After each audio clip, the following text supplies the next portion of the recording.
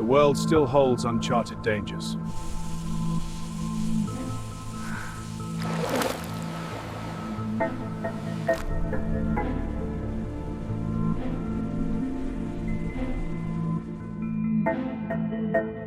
Why did French King Louis XVI ask about the fate of the missing sailors just before his execution? It was the greatest mystery of the 18th century, which remained unsolved for more than 40 years. Two huge scientific fortresses on the water, led by Count Jean-François de La Pérouse, left Botany Bay in 1788 and seemed to dissolve into the endless blue of the Pacific Ocean. The disappearance of hundreds of people, France's best scientists and the pride of the national fleet, turned into a thriller, the finale of which was written not in ink, but in rusty debris on coral reefs. Watch the video to the end to find out how a small silver spoon helped uncover the mystery of the disaster decades later, and what tragic fate befell those who managed to escape the storm, but found themselves trapped on an island of cannibals.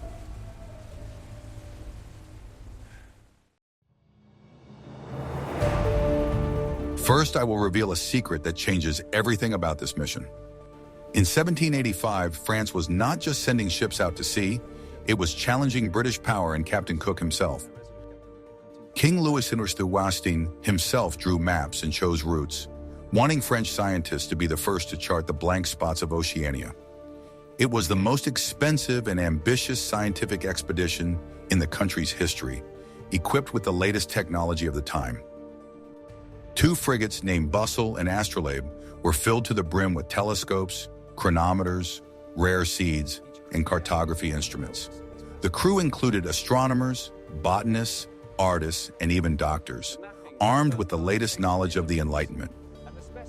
La Pérouse was chosen for a reason, as he was considered not only a brilliant navigator, but also a man of high morals and humanism.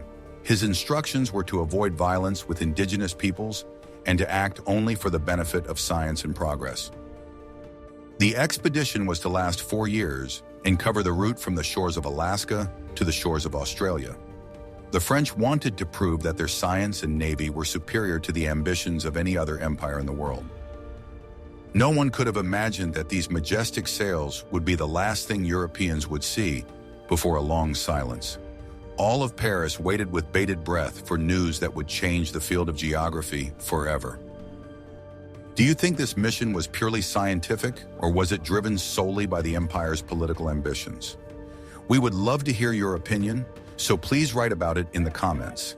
And be sure to subscribe to our channel so you don't miss other exciting stories about the great discoveries of the past.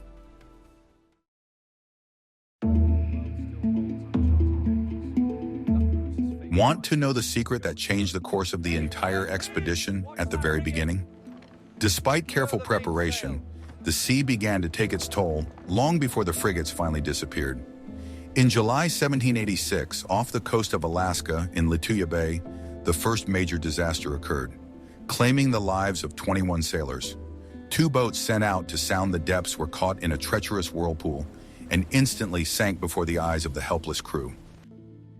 La Pérouse was devastated by this loss, but discipline and duty compelled him to continue south across the Pacific Ocean. In December 1787, on the island of Tutuila, part of the Samoa archipelago, the expedition was struck by a second terrible misfortune. A group of sailors under the command of Captain de Langlais went in search of fresh water and were suddenly attacked by the locals. 12 people were killed in the bloody skirmish, including de Langlais himself, a friend and colleague of La Pérouse. These tragedies severely undermined the morale of the crew and forced La Pérouse to reconsider his views on peaceful contact. The ships needed repairs, the men needed rest, and food supplies were rapidly dwindling.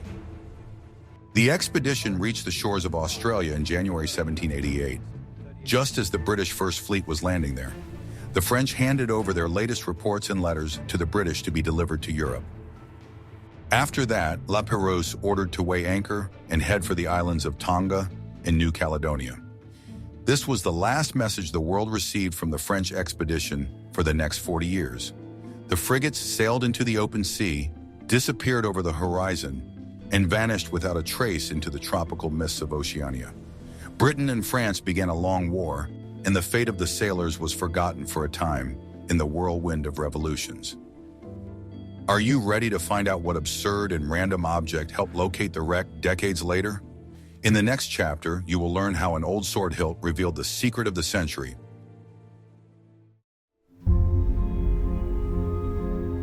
You've definitely never heard about this unique fact.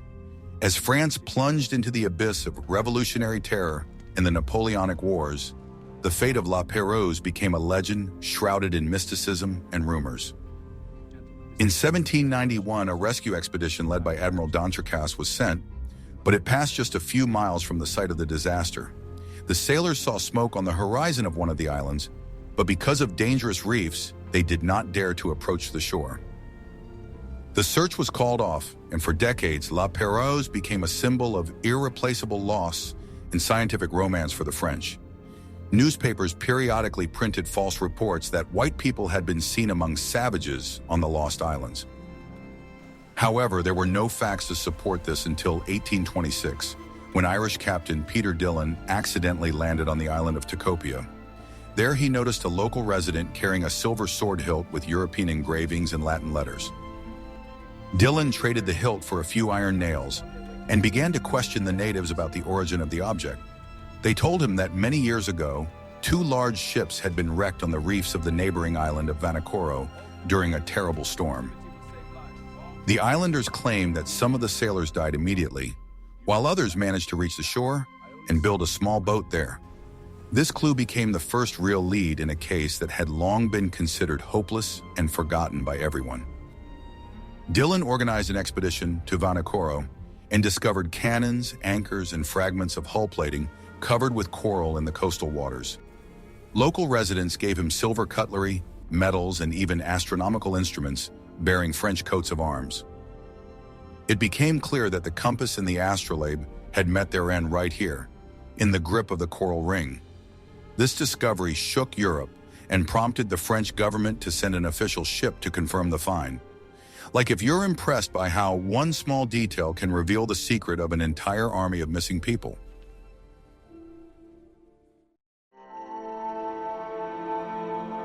What if I told you that everything you believed about the sailor's quick death was not true? Research on the island of Vanikoro has shown that after the shipwreck, a real drama of survival unfolded, lasting many months. It turned out that one of the ships crashed into a reef and sank almost instantly, leaving the crew no chance in the darkness of night. However, the second frigate ran aground, allowing part of the crew to escape and bring their tools and weapons ashore. The surviving sailors built a fortified camp on the shore, using the wreckage of their ships and fallen tropical trees. They were exhausted, suffering from disease, and under constant stress due to the hostility of the local tribes. Despite this, the French maintained discipline and began building a small 2-masted vessel from the remains of the astrolabe. It was a desperate attempt to return to civilization, using engineering ingenuity in conditions of complete isolation. 9 months after the shipwreck, the homemade vessel was launched and most of the survivors set sail. Where they went and whether they reached any land remains unknown to this day, as storms in this region are merciless. 2 men remained on the island and, according to the natives, lived there for many years before disappearing forever. One of them was allegedly an important officer who wore his uniform until it fell to rags. When French Captain Dumont d'Urville arrived at Vanikoro in 1828, he discovered the foundations of buildings and the remains of a camp. He erected a stone monument in honor of La Pérouse and his men on the very spot where they once waited for rescue. This discovery put an end to the geographical mystery, but opened a new chapter on human resilience. The sailors did not simply perish at sea. They fought for their lives until their last breath in the heart of the unknown. Guess how many people actually survived the first night after hitting the reefs? In the next chapter, we'll discuss the technical details of how ships were lost in the tropics.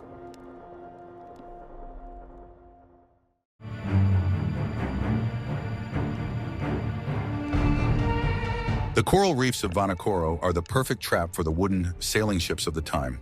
These underwater rocks are razor-sharp and often hidden just below the surface of the water, remaining invisible to lookouts in cloudy weather. At night, during a tropical cyclone, when visibility drops to 0, the sound of the surf merges with the howling wind. For heavy frigates, deprived of maneuverability in narrow straits, a collision with such an obstacle meant immediate destruction of the hull.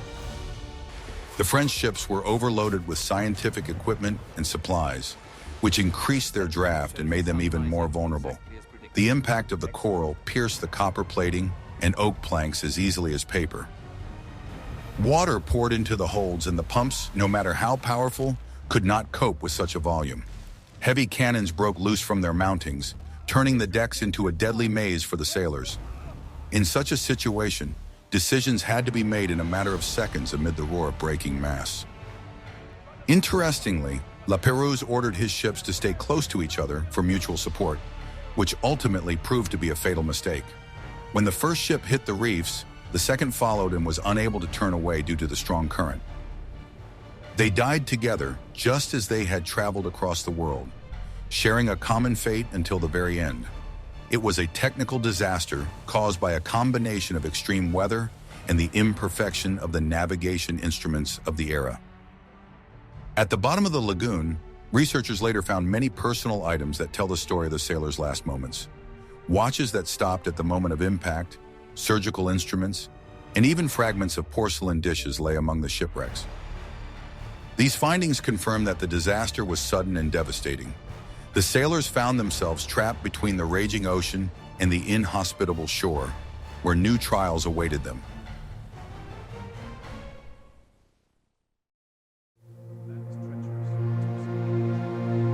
Are you ready for the shocking truth about what happened on shore after the rescue? Life on a tropical island only seems like a paradise adventure in books, but in reality it was a struggle against hunger and disease.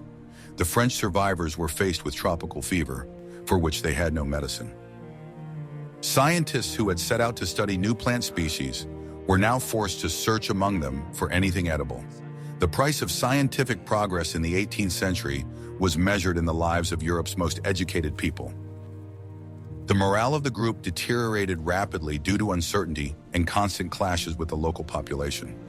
The islanders of Vanikoro did not understand the goals of the newcomers and saw them as a threat to their resources and gods. La Pérouse, if he was among the survivors on the shore, had to use all his diplomatic skills to avoid total war.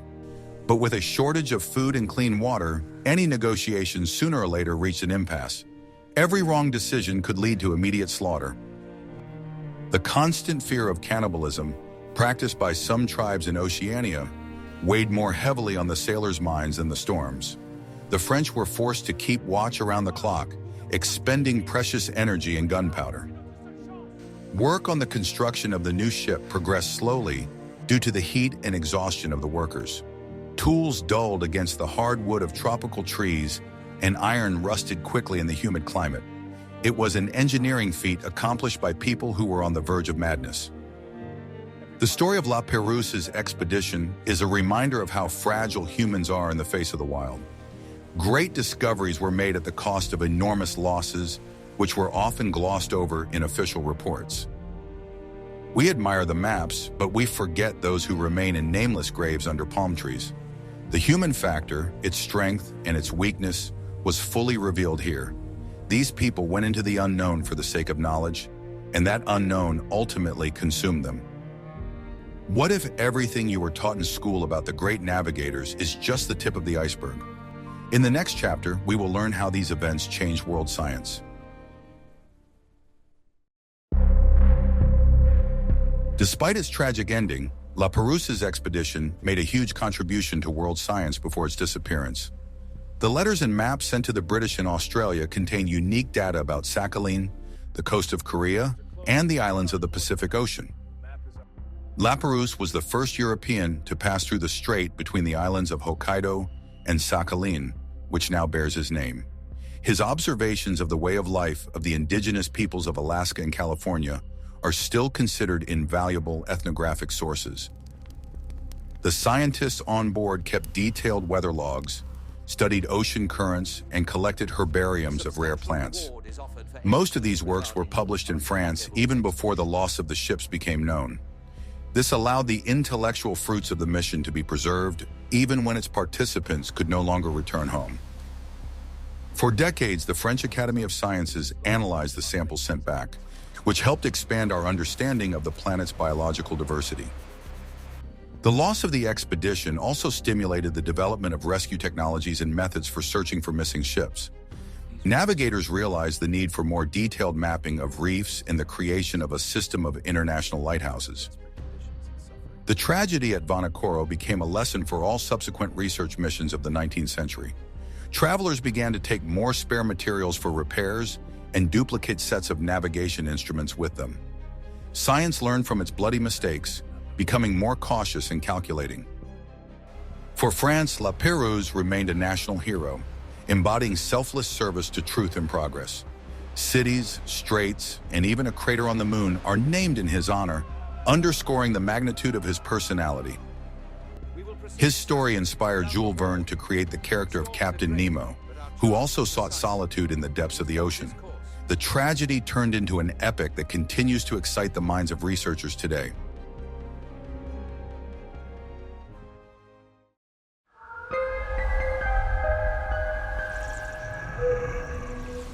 The disappearance of two large ships was a powerful cultural shock for Europe at the end of the 18th century. This event showed that even in the Age of Enlightenment, the world remained a vast, dangerous, and unknown place.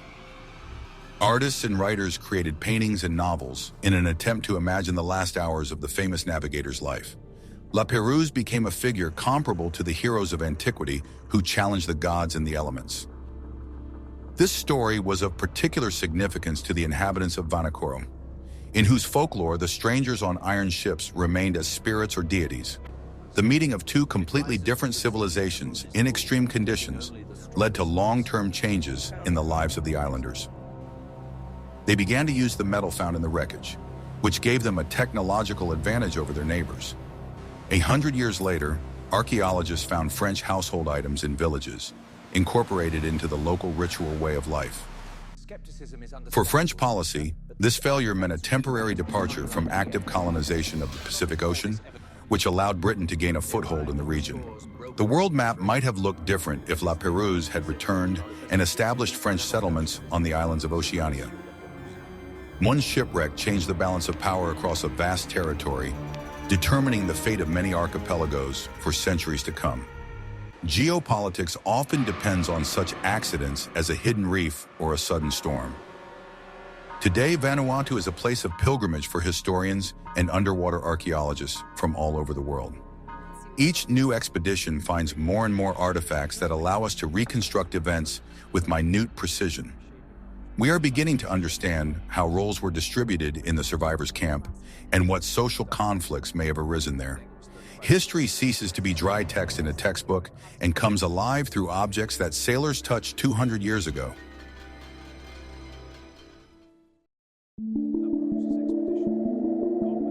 In the 21st century, the search for La Pérouse has reached a new technological level thanks to the use of sonar and genetic analysis. In 2005, the French association Solomon conducted a large-scale study of the crash site, raising thousands of small fragments from the bottom. One of the most significant finds was the skeleton of a sailor, which scientists used to try to reconstruct his appearance and origin. Modern forensics help shed light on the physical condition of the crew before their death. Analysis of the skeletal remains showed signs of chronic malnutrition and vitamin deficiency, which was typical for long voyages at that time. Researchers also found traces of mercury, which the expedition's doctors used to treat various ailments. This data allows us to literally look inside the bodies of 18th century people and understand their suffering. We see not just heroic explorers, but exhausted people who continued to do their duty against all odds. Underwater robots were able to film parts of the ships that are at great depths and inaccessible to divers. This made it possible to create a detailed 3D model of the wreck site of the Bussola and the Astrolabia. We now know exactly at what angle the ship struck the reef and how they were broken apart by the current. These technical details are important for understanding why rescue was so difficult on that fateful night. Centuries later, science is repaying its debt to those who gave their lives for it. Each such discovery is widely reported in the press, sustaining interest in the figure of La Pérouse. His story remains one of the most romantic and tragic pages in the annals of maritime exploration. It teaches us that the search for truth is never easy and often comes at a high price. We continue to seek answers to the questions that La Pérouse did not have time to ask himself, continuing his endless expedition into the depths of time.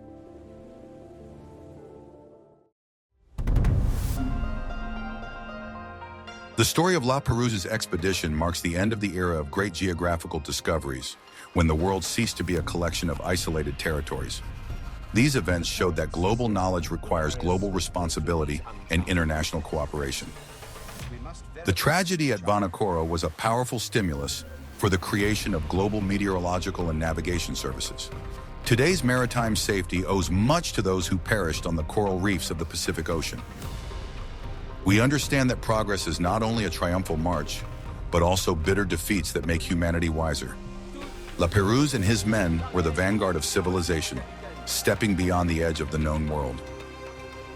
Their deaths were not in vain, as they united the scientific community in its quest to unravel the mystery and complete the work they had begun. It was a lesson in humility in the face of the mighty elements, one that is still relevant today.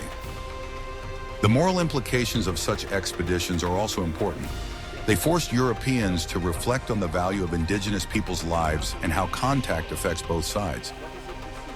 La Pérouse strove for humanism, and although his mission ended in disaster, his ideals live on. His approach to research became the standard for many subsequent generations of scientists and travelers. He proved that it is possible to be a great warrior and navigator while remaining a man of culture and honor.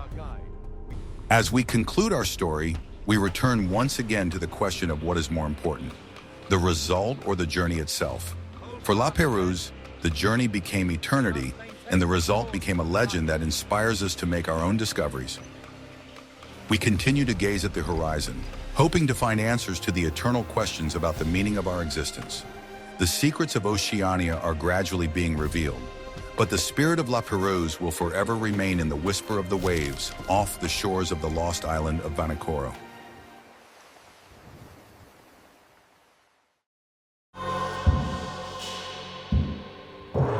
The La Pérouse expedition remains a vivid reminder that the thirst for knowledge is stronger than the fear of death. This story combines a thriller, a scientific detective story, and a profound human drama that still resonates even centuries later. We learned how the pride of the fleet turned to dust, but left behind an immortal legacy on maps and in people's hearts. La Pérouse lost the battle with the elements, but won the battle for a place in eternity. What do you think about this story? Could La Pérouse have been saved if he had made different decisions on that fateful night off the coast of Vanikoro? Or was it the inevitable price the ocean demands for its secrets? Share your thoughts in the comments. Your opinion is important to us. Suggest topics for our next episodes. Which forgotten heroes or mysterious expeditions would you like to learn more about? And don't forget to subscribe to our channel to be the first to see our new historical investigations.